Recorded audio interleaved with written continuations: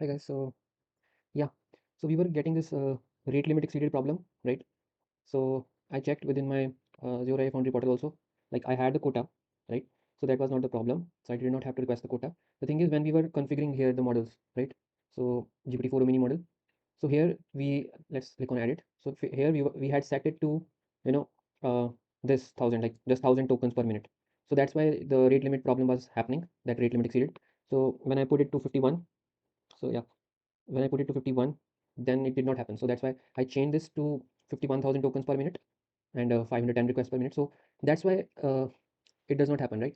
Because there were like only 1,000 tokens per minute, so our response was very big. So that's why it says, that rate limit exceeded. So try again in 60 seconds. So the real problem was that we had set very low tokens per minute. So when I increase this, so we get a response. So when I increase this and I ask the same question, can you help me found documentation about Azure container apps?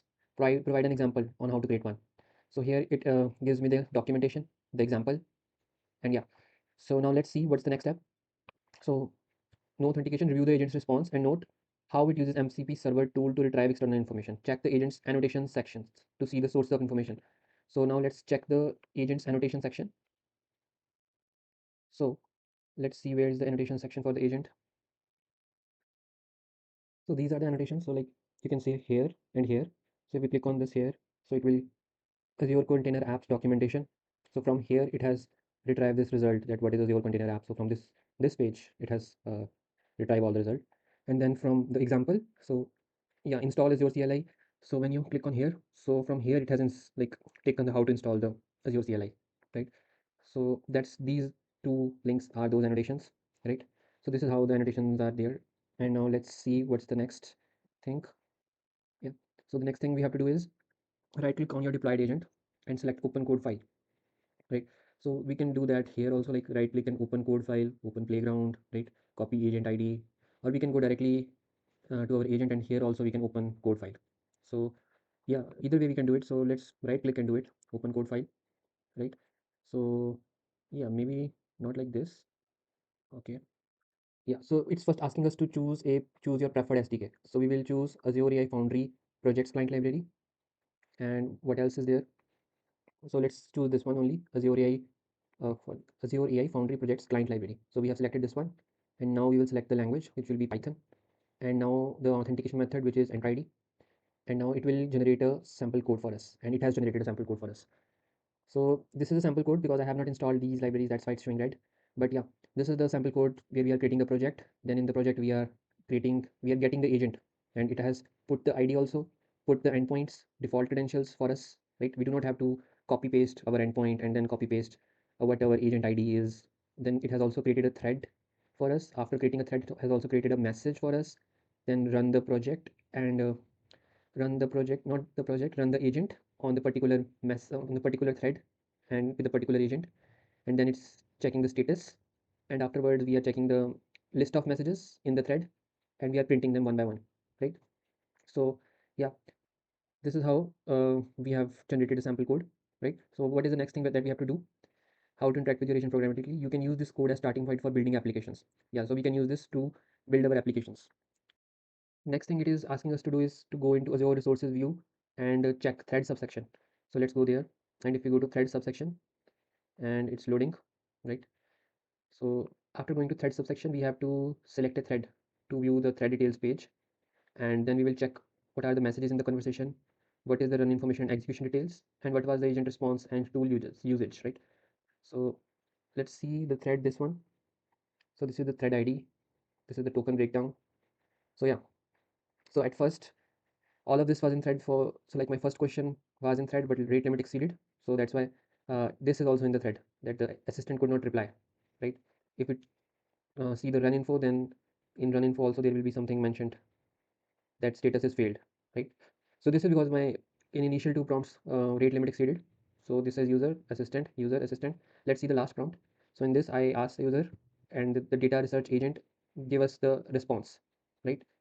And it took 15 seconds, and it took, the output tokens were 573,000 and input tokens were 404,999, right? The output tokens were like 573 tokens and input tokens were this number, right? So this is the token breakdown. So total tokens are 41904, prompt tokens are 41293, and completion tokens are 611. So this is all the token breakdown, and these are the incomplete runs. Now let's see the run info for this one. So here you get the run info in JSON file.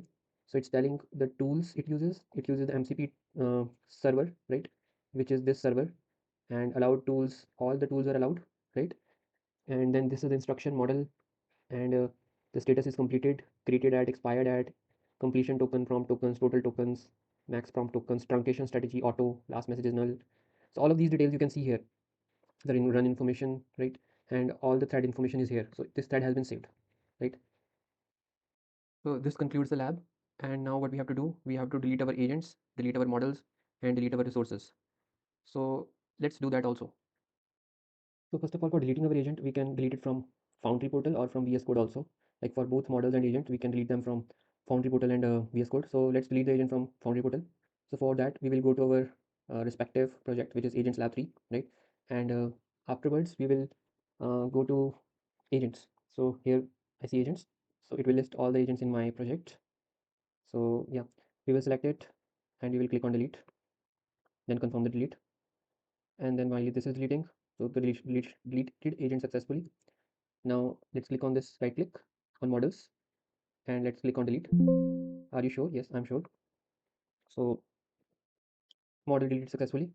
So now the last step is go to your Azure portal, and in my Azure portal, let's go to home, and afterwards we have to delete the resource group. So let's see, our resource group is RG, and what's the name of our resource group? AI Agents Lab. Yeah, this is the name of our resource group, and now we have to delete this. So delete resource group, and then we have to enter the resource group name. So let's copy this, let's paste this, and let's delete this. So delete. So now this will be deleted, right? So it will take some time and then it will be deleted. It will get deleted. So deleting the resource group, this agents lab. Let's wait for it. So after this resource group has been deleted, and when you will refresh over your AI Foundry portal, then you will be prompted with, this project does not exist. Then you have to change the project. Also in the, even here also you will get a lot of errors because we have deleted the project. So you just need to close those errors, and then from here you can basically pick up a different project, and you will see that that project is not here now, right? So yeah, so this concludes the lab. Thank you.